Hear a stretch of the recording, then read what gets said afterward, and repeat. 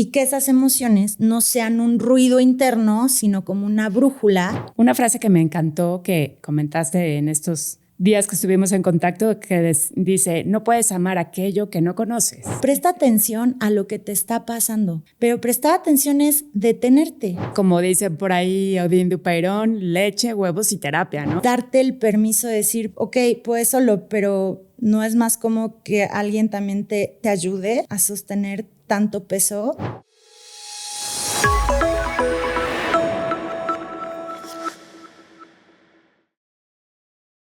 Hola, ¿qué tal? ¿Cómo están? Yo soy Mariela Aguilar y les doy la bienvenida a este segundo episodio de Reconocerte en el Otro.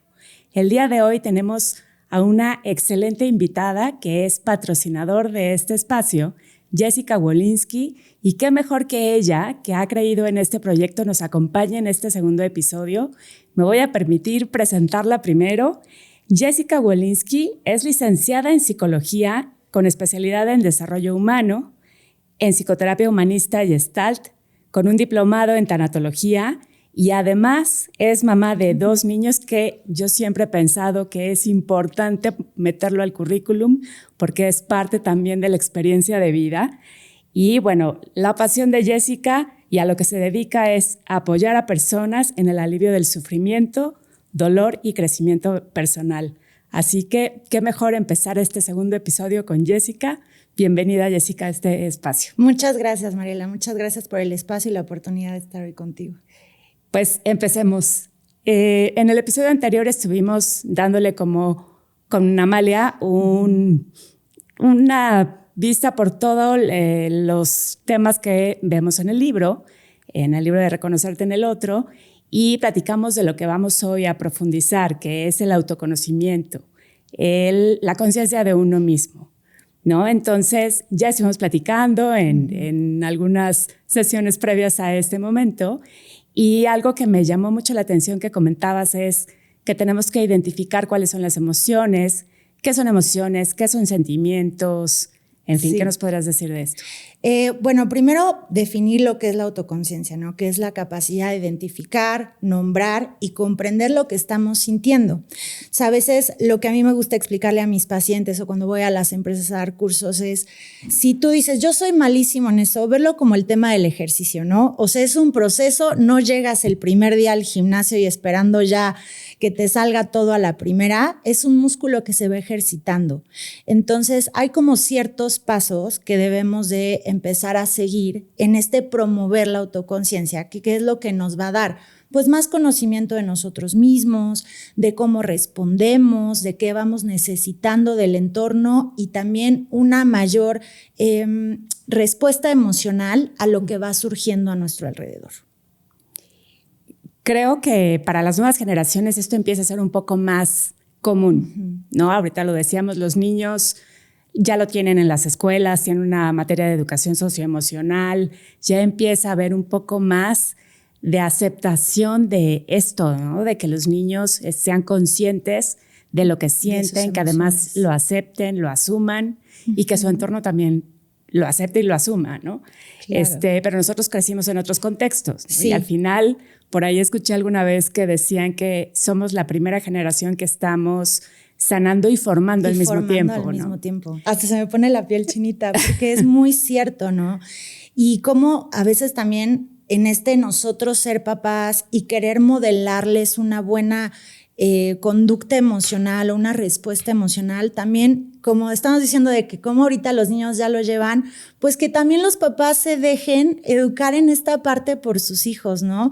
De a veces los sentimientos y cómo van siendo y tener esta apertura a hablar de qué me está pasando, qué estoy sintiendo, qué sensación y qué me pasa y qué quiero hacer yo con esto.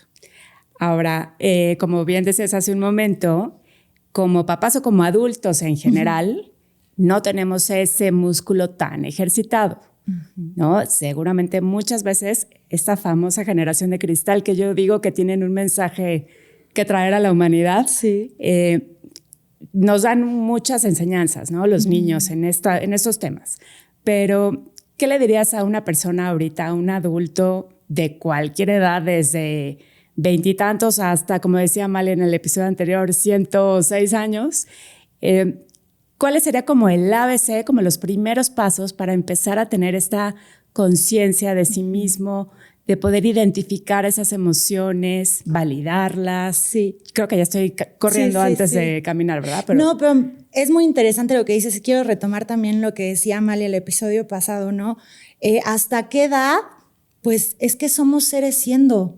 Y el tema de la autoconciencia no es como una meta a la que llegas, no, es el proceso sobre el cual vamos en la vida. Digo, la conciencia no es la misma cuando tienes 20 a cuando tienes 30 y ya eres a lo mejor con otras responsabilidades de papá o laborales.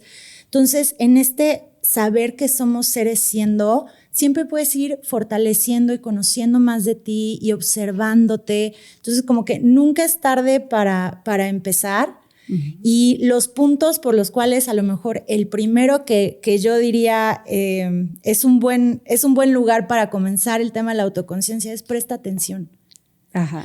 Presta atención a lo que te está pasando, pero prestar atención es detenerte. O sea, a veces es como me detengo tantito en mi día, en mi correr, en esto que nombras en el libro de a veces estamos tanto en el multitask, en tanto estrés, tanta adrenalina que no paramos a decir, espera, ¿cómo me estoy sintiendo? ¿Qué sensación estoy teniendo? A veces es ir a la sensación, ¿cómo estoy? ¿Estoy nervioso? ¿Siento algo en la garganta? ¿Me siento inquieto?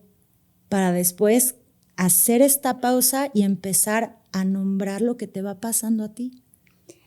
Oye, y se me viene ahorita con lo que dices, estas frases que seguramente todos escuchamos de una niña no se ríe así, o una niña bonita no se enoja, o calladita te ves más bonita, o los niños no lloran. Entonces crecimos, ¿no?, en esta idea de lo que estoy sintiendo no está bien, ¿no? Entonces tengo un poco que invalidarlo. ¿Cómo le hacemos para darle para atrás, no? Para que ahora, digamos, vaya, sí estoy enojado o estoy triste y me voy a permitir sentirlo. Sí, ¿no? Esas creencias que nos decían como de no estés triste, el enojo es feo, nos enseñaron como a ponerle adjetivo calificativo a las emociones. La realidad es que no son ni buenas ni malas. Están para sentirlo y te dan como una brújula, es como un mapa de lo que tú vas necesitando. Claro. Entonces, a mí me gusta decirle a mis pacientes, alguna vez lo escuché en un podcast y me encanta la frase, hay que repensar todo lo que pensamos que pensamos. ¿Quién nos dijo que la tristeza es mala? ¿Quién nos dijo que cuando te enojas te ves feo? ¿Y sí? ¿O es que realmente algo pasó allá afuera que generó esta emoción que a lo mejor necesita recorrer un camino para que yo también pueda satisfacer algo que está pasando que yo estoy necesitando? Enojo, los límites. Tristeza, a lo mejor hubo una pérdida que necesita ser llorada.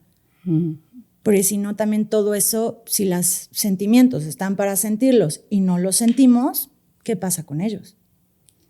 ¿A dónde se van? Claro.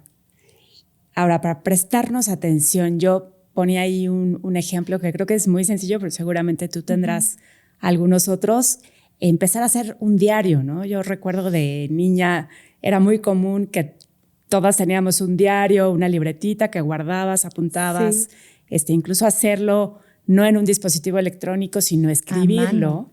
Eso a mí se me hace valiosísimo, lo que ustedes como psicólogos saben, qué pasa en nuestro cerebro cuando escribes y qué beneficios tiene, no solo el escribir, sino también el desahogarte escribiendo y cómo puedes ver lo que está pasando en tu entorno, ¿no? Al momento de alguna situación que estás poniendo en el diario y me sentí triste, pero a ver cómo puedes ver el contexto, bajarlo a ese diario. Estoy totalmente de acuerdo contigo. Lo importante que es escribir y a mano, porque también a veces hemos perdido esto, y el cerebro es impresionante. O sea, cómo cuando tú empiezas a escribir, solito también empieza a darte más información y muchas veces hasta la solución. Tú solito te contestas. Porque el cerebro está diseñado para resolver.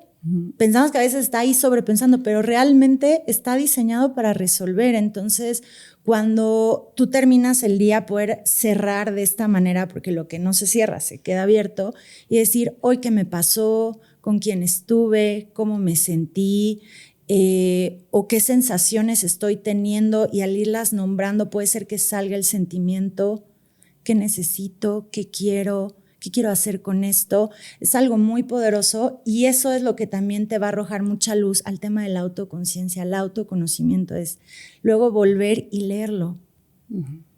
Y poder decir, ok, me doy cuenta que en esta página, este día estaba en esta situación y sentí mucha ansiedad, mucha intranquilidad, y luego páginas adelante es la misma situación y me doy cuenta que, o las mismas personas, el mismo entorno, y me volví a sentir igual. Entonces también te permite ir haciendo como me doy cuenta, voy haciendo ajustes alrededor de lo que yo voy escribiendo y lo que va surgiendo y lo que yo luego voy repasando. Incluso ese ya es un desahogo, cuando muchas veces a lo mejor no es tu hora de terapia o no hay con quién hablar, con uno mismo, con la hoja ahí. Es un muy buen ajuste y nos da mucha luz sobre quién somos nosotros. Ahora que dices de terapia, también ese era otro tema, ¿no? Que cómo voy a ir a terapia si no estoy loco. No era lo que antes pasaba. Yo estoy de acuerdo en que es como dicen por ahí Odín Dupeirón, leche, huevos y terapia, ¿no? En la canasta básica. Pero podría ser como también una acción de prevención en salud mental, así como si hablamos de salud física, pues hay prevención, ¿no? En no enfermarte, en cuidarte y demás.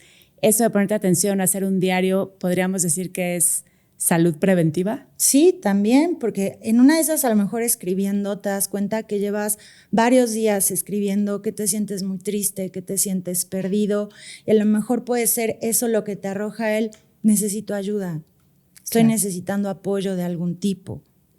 Y como dices, ha cambiado mucho, gracias a Dios, el tema alrededor de la salud mental. Antes ni siquiera se nombraba, la terapia es para los locos, yo a qué voy si yo puedo solo, pero es darte el permiso de decir, ok, puedes solo, pero no es más como que alguien también te ayude a sostener tanto peso, que a lo mejor te devuelva lo que tú no estás viendo, o que una misma situación con una misma respuesta, y poder ir a terapia y verlo de otras formas y saber que, a lo mejor ahí, si tenías una forma de resolverlo, ahora puedes tener más y diferentes.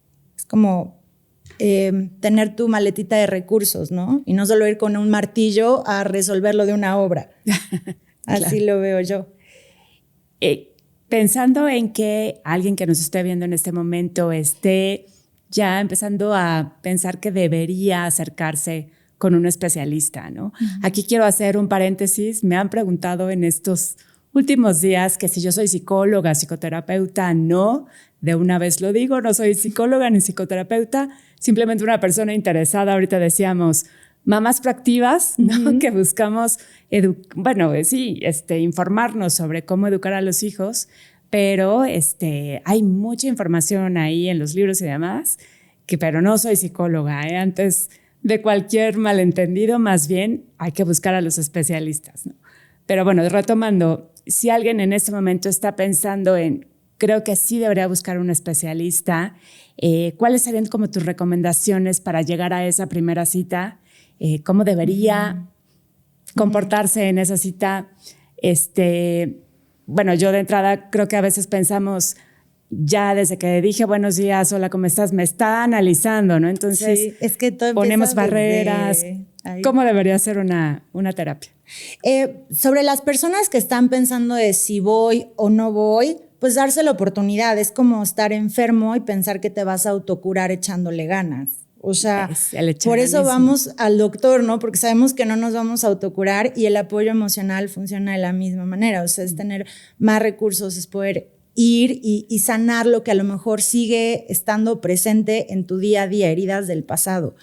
Y a las personas que quieren acudir a terapia pero dicen, ¿pero con quién? O esto también me ha pasado mucho yo fui una vez y no me gustó. Yo creo que ir a terapia, o sea, tener tu psicoterapeuta, es como los zapatos. Tienes que encontrar el que te acomode, ¿no? O sea, habemos los que podemos andar en tacones, pero cómodos, pero me gusta que el tacón sea ancho. No, a mí los tacones no me van, a mí me gusta estar de tenis, pero de plataforma, o sea, hay que encontrar la persona con la que sentimos que hacemos clic. Claro. Porque va a ser la base del vínculo terapéutico, ¿no? Y eso, como bien decían en el episodio pasado, lo que cura es el vínculo. Claro. Entonces, incluso con tu terapeuta. Incluso con tu terapeuta, porque la relación terapéutica es muy importante. Entonces, que te sientas con una persona que te cae bien, que te agrada, en la que confías y no porque a lo mejor fuiste una vez con una persona con la que no tuviste clic, pues es como decir, una vez fui al doctor, el doctor me cayó mal y desde ese día no he regresado al doctor. Y entonces es me más curo o menos con lo test, mismo. ¿no? Sí. Sí. Ok, Sí. entonces El primero... psicoterapeuta es como los zapatos, te tiene que acomodar a ti. Porque si no vas a ir a todo incómodo. Claro. Ese es el primer punto, ¿no? Encontrar un terapeuta con el que logres tener este vínculo, ¿no? Ahora, una vez que estás ya ahí con él, ¿qué tendrías que hacer tú como... Yo sé que el terapeuta te va llevando, ¿no? Pero, ¿qué tendrías que hacer tú como paciente como para permitir que la terapia fluya, ¿no? También confiar en el proceso. Okay. O sea, si para ti como primer consultante es cómodo en ese momento decir, mira, estoy teniendo muy buen clic, todo se va dando solito y ya como que irte, muy válido. Y si tienes tus reservas, confiar en el proceso, porque también vamos construyendo una relación terapéutica. Claro. Entonces tampoco obligarte así de tengo que ir y de a una soltarle toda mi vida porque qué horrible, qué vergüenza, ok. Vaya, se va construyendo también esa relación, vamos construyendo ese vínculo y conforme también nuestro paciente se va sintiendo cómodo y a través de ejercicios terapéuticos, bueno, ya vamos haciendo todo el trabajo. Ok. Ahora, regresando a esto de empezar a prestar atención, ¿no? De hacer este diario, de decir, sí, bueno, hoy pasó tal cosa, me desahogo en el diario, empiezo como a notar que en qué situaciones estuve incómoda, estuve feliz, etcétera. También planteabas algo que me gusta mucho, que es detectar qué está pasando con el entorno, ¿no? No solamente es que estoy sintiendo yo, si es de adentro hacia afuera, pero también ver qué está pasando alrededor, por qué reaccioné de esta forma, si hay alguien que me detona. ¿Qué nos podrás decir de esto? De lo que influye en las emociones ese entorno, ¿no? Sí, pero parte también del autoconocimiento es conocer mi historia y ser muy compasivo con mi historia, y dentro de conocer mi historia y ser compasivo con mi historia, pues a lo mejor saber que puede haber personas que a lo mejor, vaya, lo voy a poner un poquito más en un ejemplo. Si yo de pequeño crecí en una casa donde eran como muy, muy autoritarios, muy críticos conmigo, y eso me deja una herida. Y ya en mi vida adulta entro a un trabajo donde el jefe es muy autoritario y es muy crítico, puede ser que me vayan despertando ciertas sensaciones, sentimientos, emociones. Entonces, poder empezar a ver, ok, ¿qué hay en mi ambiente laboral? ¿Cómo es mi jefe? ¿Qué pasa con mi jefe? ¿A quién me recuerda mi jefe? ¿Me había sentido así antes? Sí. ¿Con quién? Con mi papá, por ejemplo, ¿no? Entonces, empezar a observar cómo también el entorno se va relacionando con nosotros y nosotros como en el entorno, y cómo nuestras emociones son una respuesta a lo que va pasando también afuera. Y que esas emociones no sean un ruido interno, sino como una brújula de hacia dónde voy, quién realmente soy, qué voy queriendo, qué voy necesitando, qué me gustaría.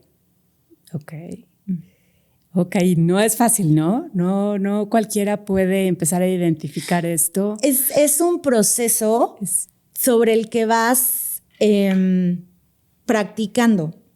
Ok. Entonces es como de verdad un músculo que vas ejercitando, que al principio se embara, pero duele, pero dices chin, pero ya lo moví mal, y luego las repeticiones se va haciendo más fácil. A veces es como manejar estándar, ¿no? Que al principio es horrible y te trabas y te atoras y dices no puedo y se me apaga, pero la práctica, el ir haciendo esto constantemente y regularmente, te va enseñando mucho. Siempre y cuando también te des el permiso de permitirte sentir, no criticar lo que sientes, no juzgar lo que sientes, haciendo estas pausas y siendo muy compasivo contigo, con tu historia, con tu sentimiento. Y sin la urgencia también de salir a reaccionar, porque no porque mi jefe es crítico y me recuerda a mi papá significa que voy a salir y entonces le voy a decir todo lo que me está pasando. También hay que aprender a hacer estas pausas y saber que puedo sostener mis sentimientos. Y eso es justo lo que hacemos en terapia. Ok.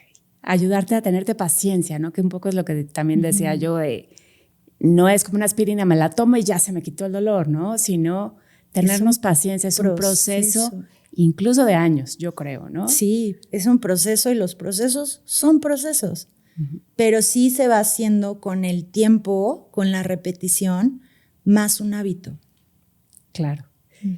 Una frase que me encantó que comentaste en estos días que estuvimos en contacto, que dice, no puedes amar aquello que no conoces. Entonces, si no te conoces a ti mismo, ¿cómo te vas a amar? ¿Cómo te vas a amar? Y esto es amor propio. Sí. ¿No? O desamor propio. Sí. Entonces, creo que es la base precisamente del amor propio y que de ahí partirá después la empatía y la sintonización con los demás, que es el siguiente enfoque, que ya veremos más adelante, pero es eso, ¿no? Amor propio, el quererte y qué mejor forma que cuidarte. Y justo igual, nombrando ahorita la empatía, ahorita también, por suerte, se está hablando mucho más de la empatía, que hay que ser empático con los demás, pero ¿cómo vas a ser empático con los demás si tú mismo no eres empático contigo, cuando tú mismo te desvalidas? Claro. Cuando tú mismo no tienes esta autoconciencia y autoconocimiento de decir, ¿yo qué estoy sintiendo? Si yo mismo no sé qué estoy sintiendo, me desvalido mi sentir, no soy empático conmigo, no podemos ser empáticos con los otros. ¿Cómo le vamos a enseñar la empatía a nuestros hijos? Claro.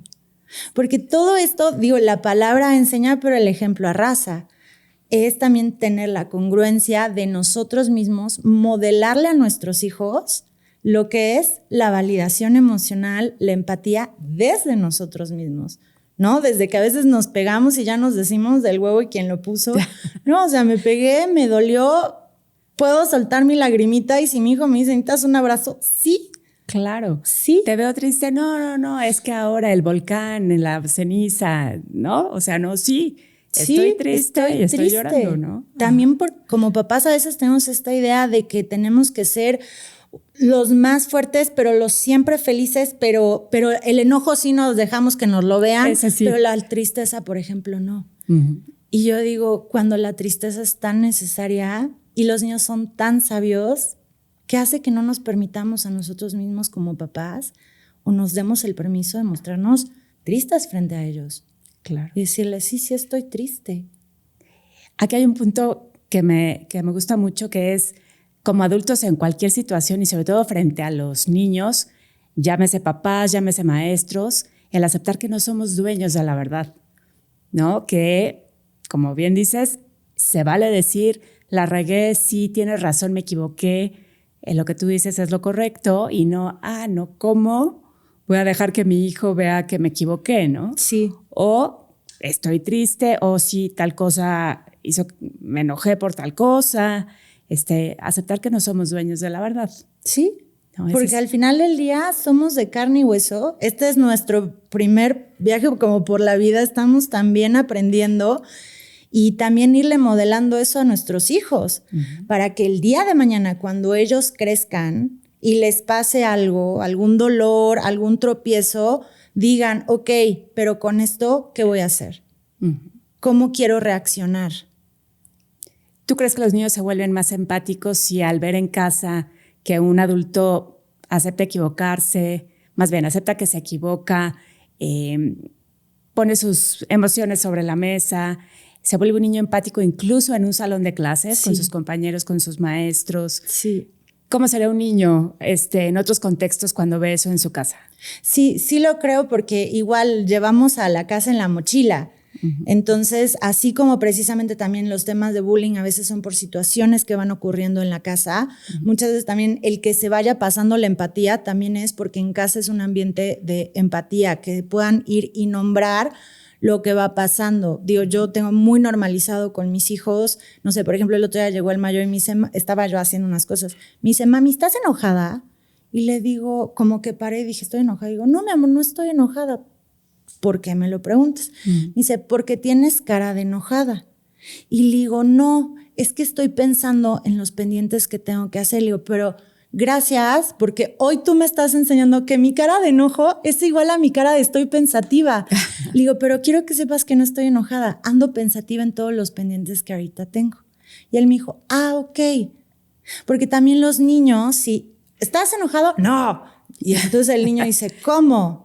Entonces, no cuando yo estoy enojado, lo que siento no está bien, ¿no? Sí, o sea, no, pero se ve enojado. Entonces ahí como que le explica, me dijo, no, estoy pensativa. Le digo, pero gracias porque me acabas de dar luz sobre mí y yo misma me quedé pensando en mí misma de, mira, mi cara de enojo se parece a mi cara de estoy como en de concentración, cabeza. quizá. Ajá. Sí. Oye, ahora que dices del bullying, Eloy Moreno, el autor del libro Invisible, que también hay una serie en Disney Plus. Sí. Súper recomendada, por cierto. Muy recomendada, por cierto. El libro y la serie, las dos. Sí. Él decía que hay 4 actores en un caso de bullying, ¿no? El buleado, el buleador, en la institución educativa donde se da el caso, pero hay un 4º actor que nadie está viendo y él plantea que es la sociedad donde se da ese caso, ¿no? Y ahí involucra a las familias del resto de los compañeros, de los alumnos de ese salón, que a veces pensamos que, bueno, supe que hubo un problema con 2 niños, pero, no es el mío, bueno, pues, que lo solucionen y no nos damos cuenta de lo que implica el que también nuestro hijo sea empático con ambos lados, el no satanizar a ninguno y el, por un lado, pensar, pude haber sido yo, ¿no? No es cosa del otro mundo. ¿Cómo me sentiría yo si me hicieran eso a mí? Exacto. Y también qué estoy haciendo, dejando de hacer para apoyar este caso en este momento.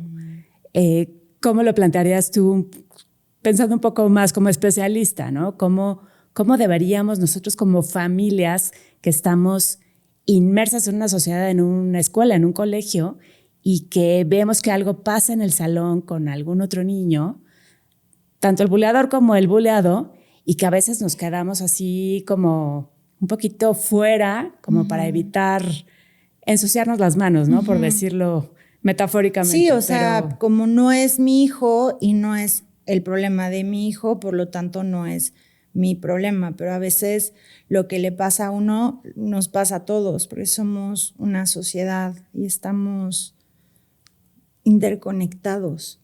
Entonces, ¿cómo manejarlo o qué hacer en esos temas? Pues sí, con mucha responsabilidad afectiva. Si tú ves que esto pasa y tú qué hiciste, porque no es solo voltear a ver la injusticia y decir, híjole, ¿no? Qué difícil, pero no es mi problema. Porque creo que si tomamos esta responsabilidad y la hacemos también nuestra, y cada uno desde su trinchera va haciendo lo que va pudiendo, creo que socialmente eso se va a ver como la gotita de agua que cae y empieza a hacer ondas, creo que es igual. Si en la escuela nosotros a nuestros hijos nos cuentan, pues sí, a lo mejor preguntarle, ¿y tú qué hiciste? Exacto, como hacerlos un poco también porque incluso a veces hasta, ¿no?, te revelan, me reí. No, ok, ¿alguien fue a buscar a algún maestro? No. ¿Saben los maestros de esta situación? No. Sí. Y ahí como papá uno dice, ¿y dónde estaban los maestros? Sí, pero también, ¿y dónde estaban los compañeros que incluso ahora a veces están grabando, ¿no? En lugar de quizá llamarle a algún maestro, detener algo, ¿no? Porque hacer algo, ¿no? Sí, dicen por ahí que todo es co-creado. Exacto, exacto. ¿Cómo podríamos entonces en nuestros hijos, sin importar la edad, hacerles esta conciencia? Ya nos estamos metiendo en otros temas, pero creo que tiene que ver con lo que yo estoy sintiendo, ¿no? ¿Qué me pasa cuando veo que alguien tiene algún problema? Cómo infundir en ellos esta conciencia de tengo que interactuar, o sea, tengo que hacer algo porque al final es parte de mi entorno, ¿no? Al final, si regresamos al tema que estamos tratando hoy, también le van a pasar cosas, ¿no? A lo mejor se va a sentir preocupado, se va a sentir enojado, pues angustiado por el que fue agredido, en fin. ¿Cómo podríamos hacerle ver a nuestros hijos que puede tomar acción? Creo que también eso nuevamente empieza en casa y desde uno. Cuando les enseñamos a nombrar los sentimientos, a ser compasivos con ellos mismos, a ser empáticos, a entender que son parte de un entorno y este entorno se respeta, se cuida y se valida, ellos salen al mundo a replicarlo. Claro. Y es confiar en que eso es lo que les estás metiendo a la mochila. Tener mucha comunicación con los hijos, mucha. O sea, ¿cómo te fue? ¿Qué pasó? ¿Qué fue esto? ¿Qué fue el otro? Pararle un poquito al multitasking, hacer estas pausas para decir, ¿tú cómo estás? ¿Cómo estás con esto que pasó con el compañero? Y se cayó, ¿y qué hicieron? Que se preste atención, ¿no? Si volvemos a lo que planteábamos hace un momento. Voy Ayudarlos a mí a que se preste y voy al atención. otro. Pero todo empieza desde uno, desde la casa, desde nosotros modelárselos y luego que ellos también puedan salir al mundo viviéndolo y replicándolo. Incluso si alguna vez tuvieron un tema que no se dieron cuenta, ¿no? De algo que pasó, ayudarlos también a reconocer y quizá reformular, ¿no? El camino de quizá no le ayudé a este compañero que tuvo un problema, pero puedo regresar a apoyarlo, ¿no? Sí. O si se dan situaciones similares, incluso hablar con ellos de, ¿te quedaste con ganas de hacer algo en esta situación? ¿Te hubiera gustado? ¿Qué te hubiera gustado hacer? Y ir generando esta conciencia, tanto personal como familiar, como de entorno. Ahora que tocas el tema de la conciencia familiar, ¿no? Hay situaciones a veces en las que como familia pasamos cosas delicadas, ¿no?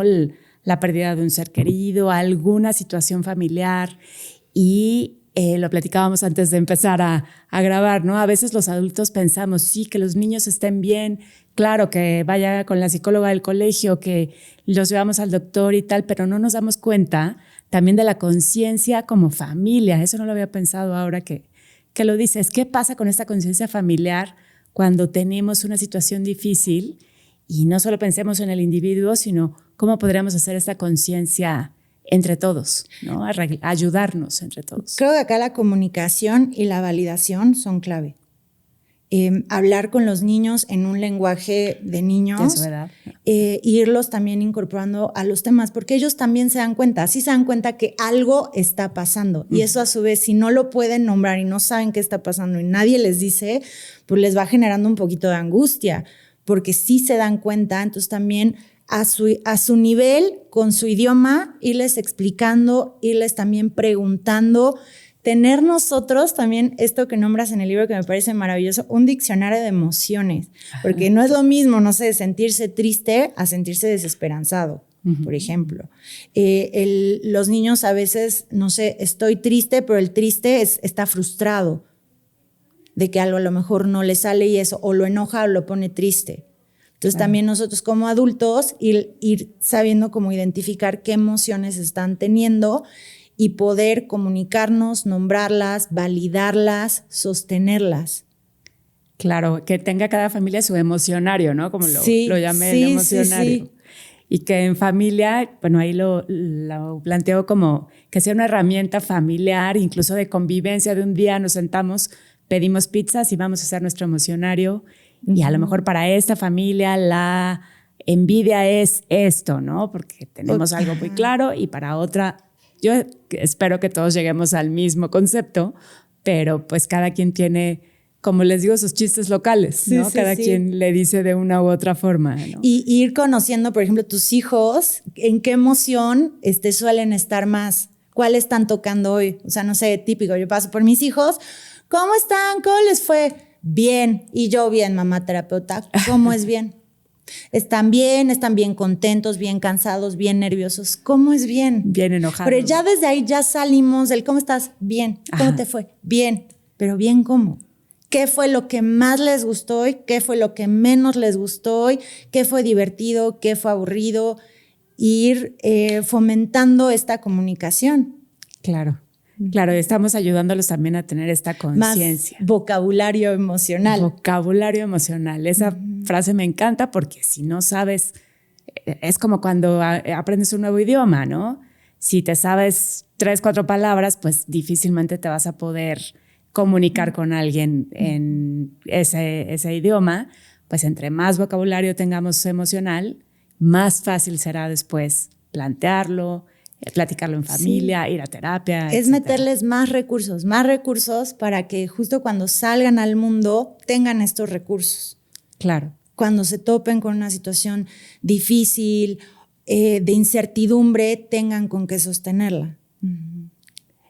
Oye, hablando también de los niños, como siempre digo, empezamos pensando en los hijos, en estos temas de inteligencia emocional, y al final terminamos arreglándonos nosotros también. Sí. Pero, ¿qué podrías decirle a una mamá que quizá en este momento está tratando de hacer todo esto que estamos diciendo, de formar a sus hijos en inteligencia emocional, pero al final lo que pasa en tu casa, pues tienes hasta cierto punto control, ¿no? Puedes ver cómo ayudarlos y demás, pero cuando salen a una escuela donde el resto de las familias quizá no tienen el mismo grado de formación emocional, cómo poder lidiar con otros niños que no tienen esta misma conciencia, cuando tenemos diferentes grados de conciencia en la sociedad, y quizá también lo podríamos aplicar al mundo adulto, ¿no? Llegas a un trabajo, llegas a incluso un contexto familiar con primos, abuelos, etcétera. ¿Cómo manejar esto? Primero nosotros y luego expresárselo a los niños. Para empezar, a las mamás que están metiéndose en temas de inteligencia emocional y trabajando en ellas, muchas felicidades, van muy bien. Es un buen paso. Sí, qué bueno, qué bueno. Y también que confíen en lo que les están dando a sus hijos en casa. Okay. Confía en lo que estás dando, es como estás sembrando. Y entiendo la angustia, la ansiedad, el miedo que a veces da como pensar en diferentes entornos, pero ve viendo situación por situación y cómo se viene dando. O sea, si ahorita ese entorno no está, no te vayas ahí. Si sí está pasando, confía en las herramientas que también le estás dando a tu hijo, también eso llévatelo a proceso y ten mucha comunicación y observa si hay cambios en la conducta, observa si está teniendo ciertas conductas que a lo mejor dices, esto no estaba. Observar y comunicación. Que sepan que estás ahí y también confiar. Ahí también nos toca a veces confiar. Confiar en lo que les estamos enseñando, ¿no? Y en las personas que estamos formando. Uh-huh. Uh-huh. Este libro, ya lo he comentado, está enfocado en papás y maestros, y ya más adelante tendremos invitados que van a hablar sobre todo de todo lo que tiene que ver con la educación, los maestros, lo que pasa en las escuelas. Pero hace un momento platicábamos de la importancia de que en la currícula escolar haya también estos temas, ¿no? Que decíamos, ya tienen materias de educación socioemocional, pero si pudiéramos ahorita hacer como la cartita a los reyes de qué debería tener esa currícula. Yo sé que ahorita son temas un poco delicados, hablar de estas pues currículas escolares, de las materias, de qué están viendo en las escuelas públicas, privadas, etcétera. Tú como especialista en todo esto, ¿qué crees que debería haber en las escuelas para formar a los niños desde un principio en esta conciencia emocional y estos primeros pasos fuera del contexto familiar, ¿no? Que yo siempre he dicho, el segundo lugar donde socializamos como seres humanos es la escuela. Uh-huh. Entonces, si ya empezaste tú a sembrar algo en casa, que después haya una continuación y no solo en temas de matemáticas, historia y tal, ¿no? Me voy a extender un poquito, pero me llama mucho la atención cuando alguien dice, mi chamba como papá es que mi hijo diga gracias, con permiso, por favor, y el resto le toca a la escuela. Yo creo que es más bien un trabajo en conjunto, ¿no? Sí. Que sea no un reflejo, pero sí una continuación de lo que estás haciendo en casa. Por eso, gracias a Dios, ahora hay tantas escuelas para escoger, pero bueno, regresando. Hay un autor que creo que dice que referente a los temas de crianza, dice, se necesita una aldea. Claro. ¿No? Para criar a un niño. Entonces, creo que igual es co-creado entre escuela, familia, amigos. Y bueno, yo digo que este dicho famoso de que Dios le da a su soldado más fuerte las mejores batallas. Y yo le agrego, sí, pero ese soldado, ese gran soldado, ese capitán exitoso del ejército necesita todo el ejército para ganar, ¿no? Sí. Solo no podría. Entonces, justo nos necesitamos todos, necesitamos, ¿no? también entorno, para saber que nos podemos apoyar en el entorno. También en esta parte de las mamás me quedé un poquito pensando en si sus hijos están en una situación que ellas las tiene preocupadas, también pedir apoyo a quien necesiten pedir el apoyo, también se vale.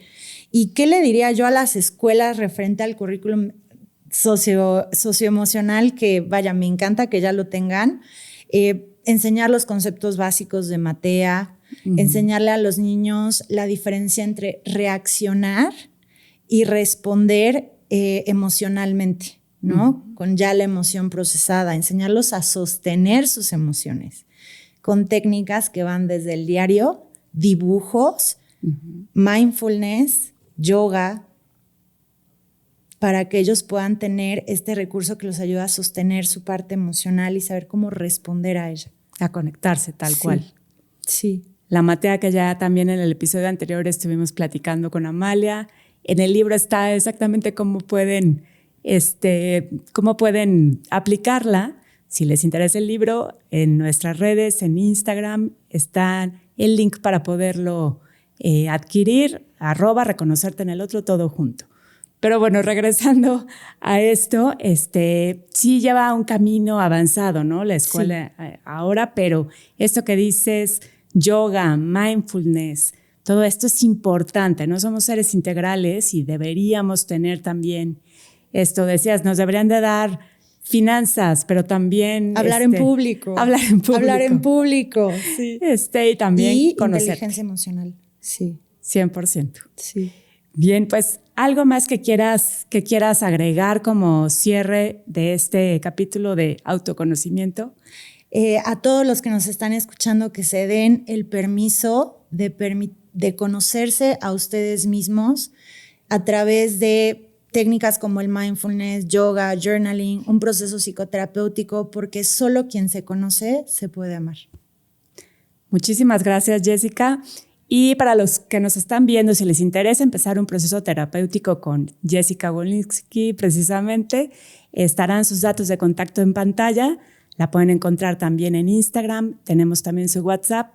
Y pues nos vemos en la siguiente. Muchas gracias. Muchas gracias.